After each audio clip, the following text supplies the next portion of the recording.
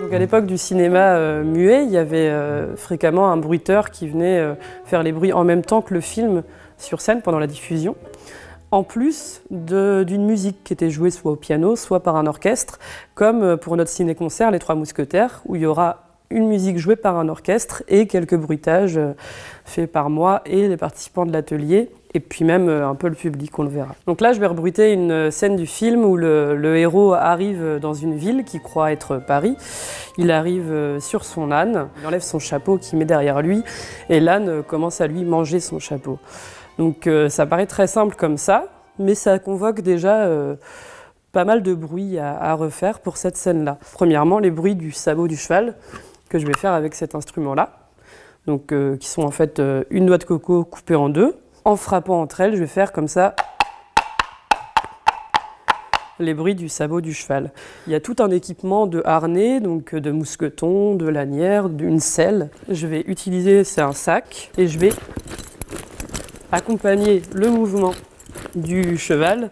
Ensuite, le héros descend de son cheval. Pour l'accompagner, je vais faire un bruit avec ce tissu. C'est ce qu'on appelle dans le langage du bruitage, on appelle ça une présence. Donc pour accompagner la descente du cheval du héros, je vais faire cette présence et éventuellement marquer son arrivée sur le sol avec mes pieds.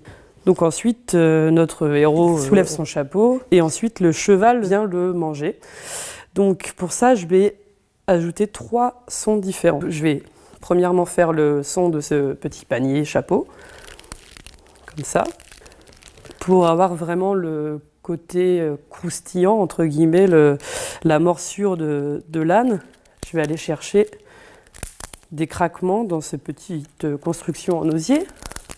Et pour avoir ce côté un peu plus végétal, un peu plus léger, je vais utiliser cette bande magnétique. Aujourd'hui, si je devais vraiment bruiter ce film, l'étape d'après, ça serait d'enregistrer donc ces sons un par un dans un studio et de monter tout ça, synchroniser à l'image, de les ajouter les uns aux autres pour avoir un produit fini. Le jour du ciné-concert, pour les personnes qui auront participé à l'atelier, vous serez amené à bruiter 2 scènes du film qu'on aura préparées ensemble en même temps que la musique de l'orchestre. Pour les autres personnes qui n'auront pas participé à l'atelier, qui seront dans la salle, vous pourrez aussi participer un petit peu au bruitage du film à votre manière, vous le verrez une fois sur place.